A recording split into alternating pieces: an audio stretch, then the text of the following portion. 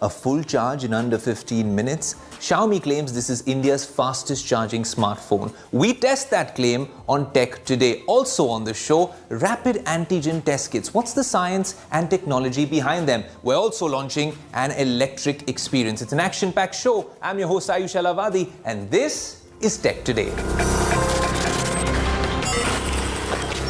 Well, at Tech Today, we have a strict innovation-first policy, and that's why we have India's fastest charging smartphone, or at least that's what Xiaomi is claiming, the Xiaomi 11i HyperCharge edition. Can this really go from 0 to 100% of charge in less than 15 minutes? How is that even possible? How does the technology work? We'll get to that, but first, we'll need to unbox it.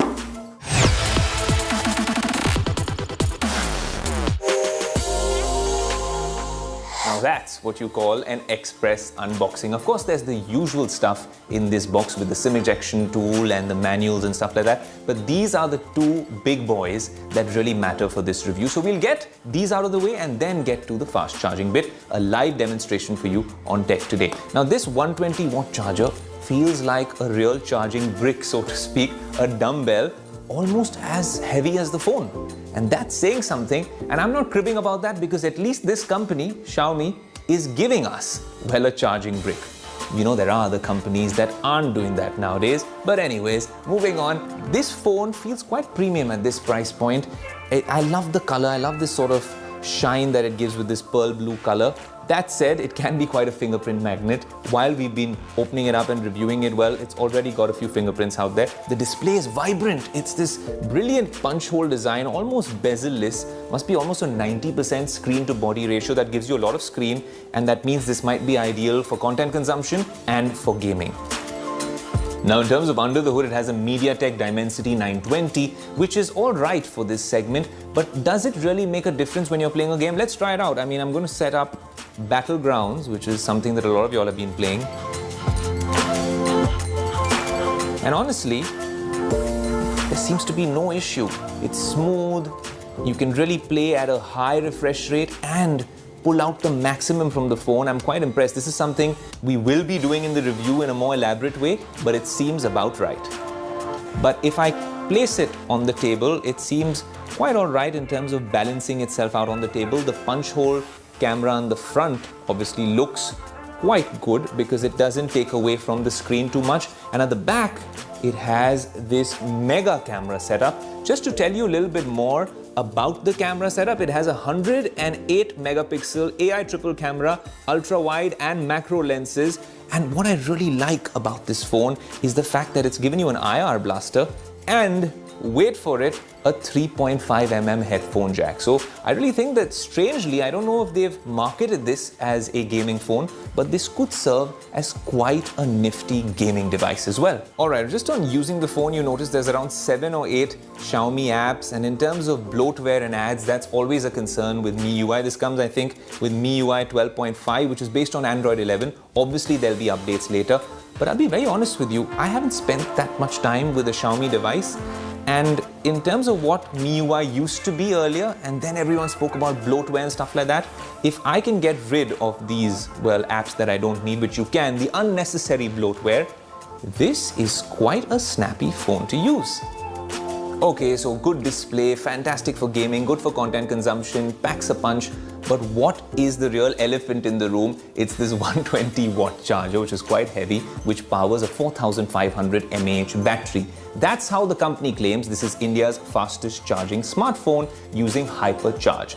What is HyperCharge? Essentially, they've used a dual cell and a dual charge pump sort of technology with graphene. This is perhaps the first time someone's using graphene in a charging battery mechanism, and that increases the conductivity. It's a whole complicated scientific process, and I thought, why do it in theory? Let's show you in practice how 0 to 115 minutes is possible on this budget smartphone, while I maybe whip up a coffee, catch up on some articles, and do a quick workout as well. 15 minutes is a lot of time for a tech reviewer.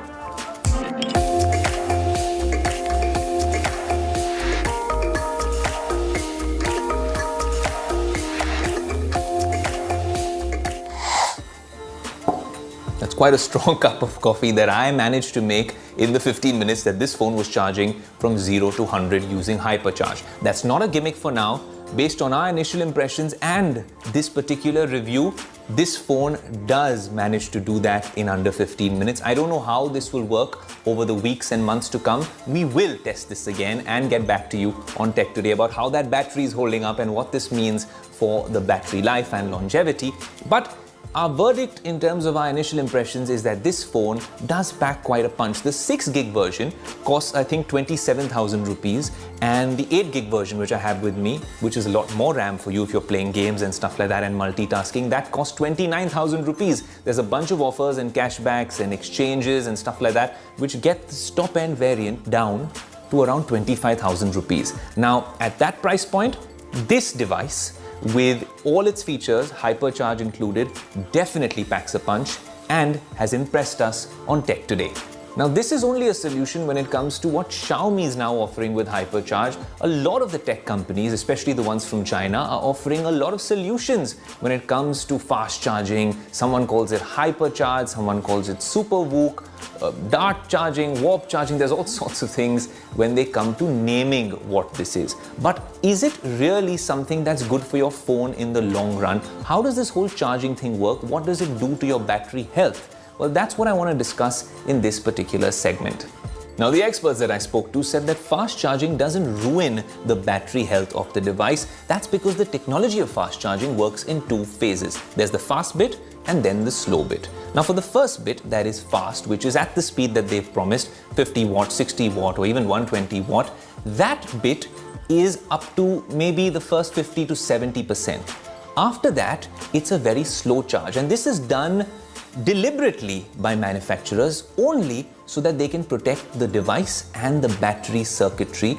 That's why they slow charge that and ensure that the second half or the last 20-30% is in a slow trickle format so that the battery doesn't overcharge, doesn't overheat, and doesn't get damaged.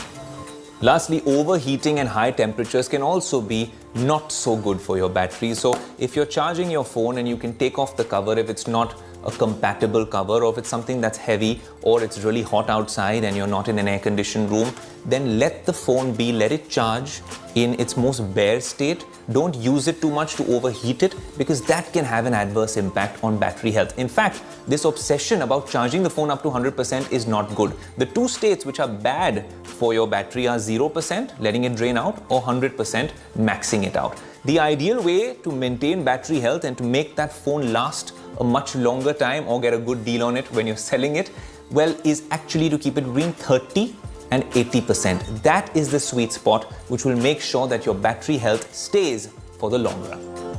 All in all, don't let your battery drain to 0 or charge it and max it out all the time to 100%.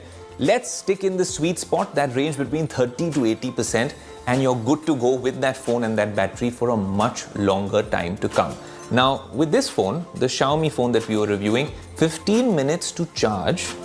It's also 15 minutes or around that time to get the result of a rapid antigen test. And these rapid antigen tests have become very popular over the past couple of months for obvious reasons. But how do they compare and stack up against an RT-PCR test? Is there a way, while you're doing it at home, to do it in a more efficient way? And how much can we trust those results? My colleague Devina has all the details. Could we just start with understanding a little bit what exactly is this rapid antigen test and how does it work? Essentially, what it consists of is a plastic cassette with a paper or cardboard strip embedded in it. And on this strip is a reagent which consists of an antibody that will bind the SARS-CoV-2 antigen. So what's really the difference then between the test that you would do in a lab versus a home test?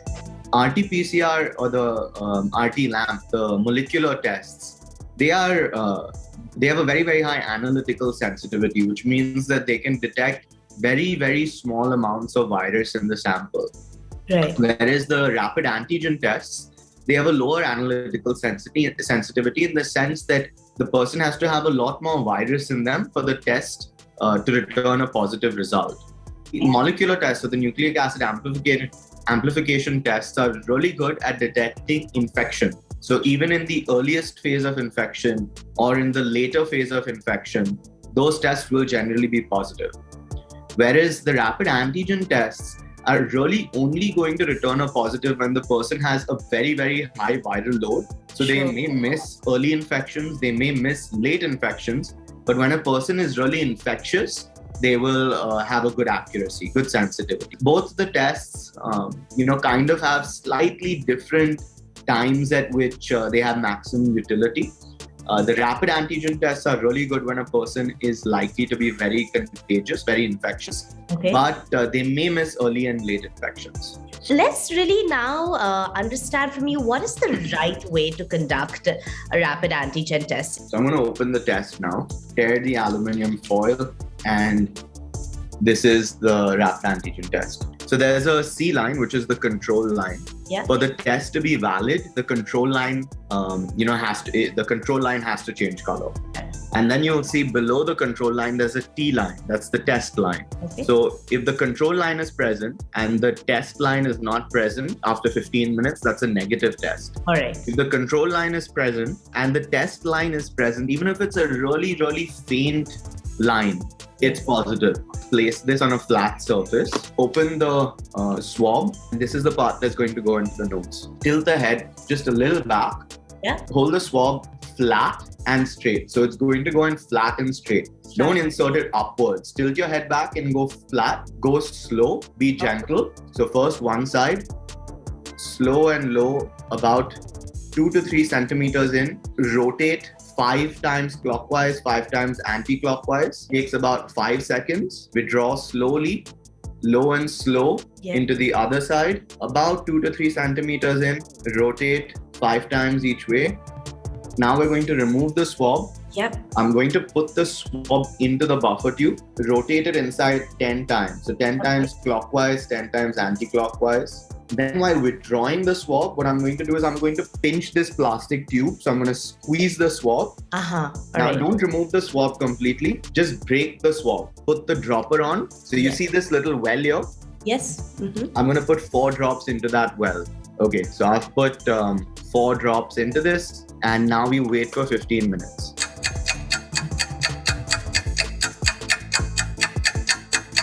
So this is a test I performed a little earlier, about 15 minutes back. And you can see the control line is a bright red or maroon, and there is no positive test line. So I'm just going to show you some examples of positive tests. If you can see this, here there is a single line, the control line, that's negative. Here you can see there's a really faint line. That's a positive test. Wow, that is extremely faint. Yeah, that's easy to miss. And you can see here there's a very faint line, but that's also a positive test. Right. And of course, the final one you can see is really bright positive. I'll show you another image that shows how these evolve over time. And you can see here on day 0, there's a really faint line, but it's there. Then later that in the same day, it gets stronger. And then after that, day 1, so this is from symptom onset. Through the rest of the days, it's really bright. You can see again by about day 8, it's getting light. By day 9, there's a really faint line. Even on day 10, you can see a really, really faint line. So even on day 10, there's a really faint line. So it's important not to miss these really faint lines. Now that's some timely and useful information by Devina and Dr. Parekh, so thank you for that. But if you're into EVs and new TVs and smart remotes which charge by themselves using your Wi-Fi router, then you have to see me on the other side of the break.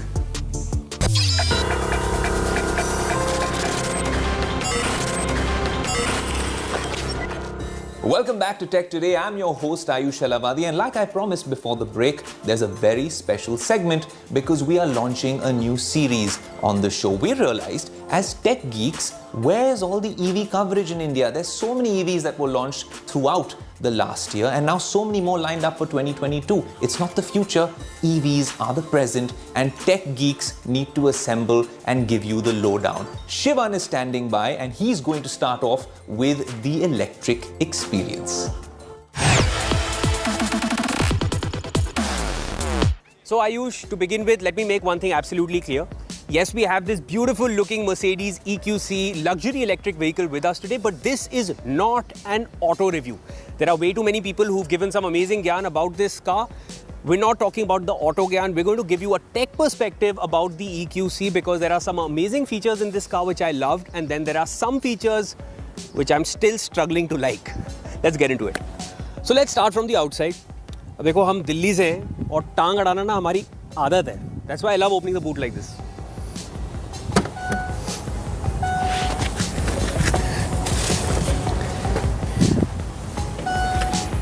Over to the inside. When you sit in the car, to switch it on, you just need to press on this and the car is on. Now, it is an electric car, so it's not going to make any noise. You can be aware of this ready sign right in front of you because right now, as soon as I press on the accelerator, the car is going to go off like a jet. It has a lot of power inside. But we're going to stick to the tech part of it. Coming forward, there are these two beautiful looking screens in front of you, because as soon as you sit in the car, they grab your attention. Now these are two screens, they're not one. They're two 10.25-inch screens. Now to navigate on them, you have several options. Now these are touch screens. I'm wearing gloves, but still I can, easily navigate on them. I can do it through the touch screen. I can do it through the steering wheel. There is a small navigation tool over here. And there is also a navigation panel right in front of the armrest, which is over here. And it has a physical button as well, which is going to help me move to the next aspect that I want to talk about, which is the massage. So I'm going to go right to comfort. We press on this and you have these two kinds of massages in front of you. There is a wave massage and then there is a pulsating massage. And I'm going to go for the wave. Then you can choose which seat you want to get the massage done in. And so it's me alone over here in the car. So I'm going to go for a wave massage for the driver. And we press on play. And you can't feel it, but I can. And it is really soothing. It is the thigh support which got my attention, which is right here. As soon as you do this, there is extended thigh support, which comes right up to your knees. In the long run, for a long drive, it will definitely give added comfort. Now, the look of the car is again up to you. You can change the themes inside. There are a ton of options for that as well. And there are some 360-degree cameras and angles that you get with which you can see the entire car.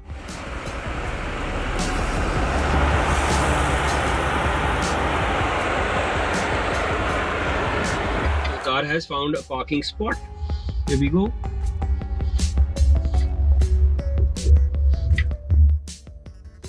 Let me enjoy something to eat.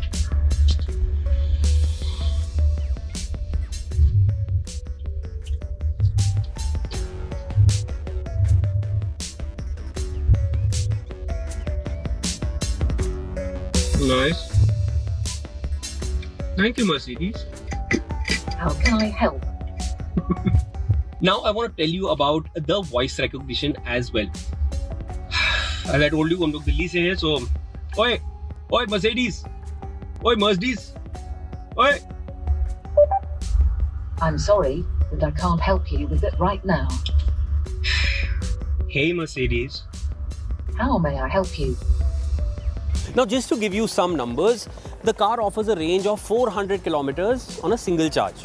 Now, all these tech features that the car offers, your massages and your mood lighting and all the audio-visual elements and the multiple ACs, if you're going to make the most of all those features, all that is also going to derive power from that same battery, which is helping you move the car. So, if you have a daily run of 40 kilometers, it doesn't mean that you can just charge your car once in 10 days. If you're using all these features in the car and you're moving about 40 kilometers in a day, I feel will need to charge the car every 3 to 4 days, and a single charge for this car will cost you about 800 rupees. I think I'm definitely going to suggest a car which has park assist as a feature to anybody who's elder to me in the house who asks me to park their car now. Ayush, you tell me, what was your favorite feature of this car? Well, Shivan, it has to be the way you open the boot on that Mercedes. Now, from one German manufacturer, I want to talk about another German manufacturer, but now you are in Delhi. This one is all the way in Las Vegas. BMW showcased something out of the world at CES Las Vegas, the biggest tech event on the planet, which just wrapped up last week. Now, what was this BMW iX Flow concept all about? Well, essentially, it was a color-changing technology on display.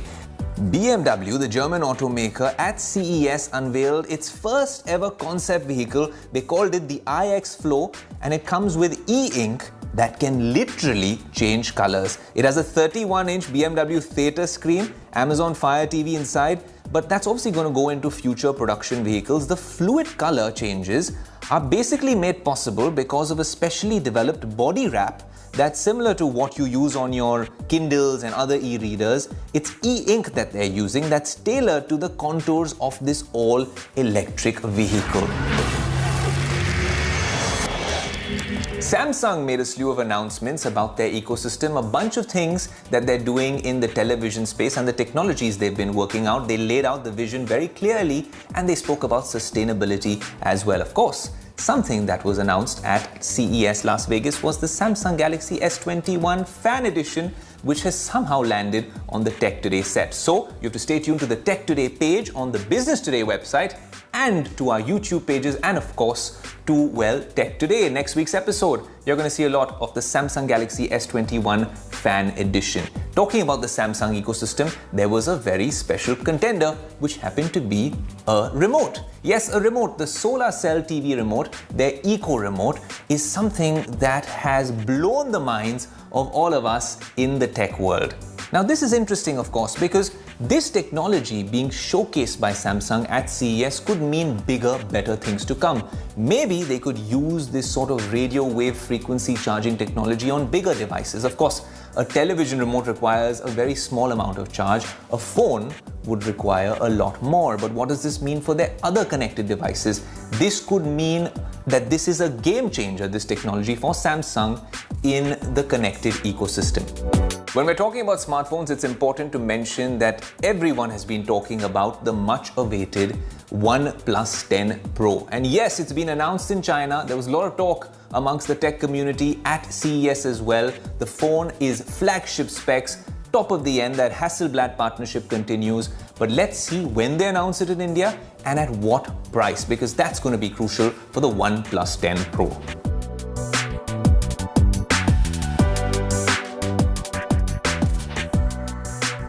Now, what makes Amica so special and a little different is the fact that she responds exactly like a human. If you see some of her reactions when they're trying to poke her in the face or how she responds to other stimulus around her, well, it's quite interesting to see that technology has come so far. Amica's makers, a UK company named Engineered Arts, actually say that Amica's not quite robot, not quite human appearance is what makes it so special. The body is all metal and plastic. The face is deliberately genderless and it's a non-human grey-like color.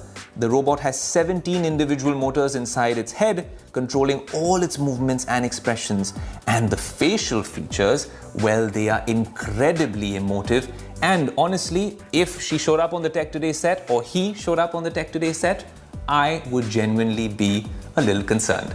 From robots to color-changing cars to remotes that charge themselves and the latest smartphone launches, it all happened at CES and it's all here on Tech Today, because we believe at Tech Today, tomorrow's technology is explained today. Now, if you've liked this episode, you must comment, share and subscribe to the Business Today page and also tune in to the Tech Today page on the Business Today website. Until next week, this is your non-humanoid robot host Ayush Alavadi saying goodbye and adios.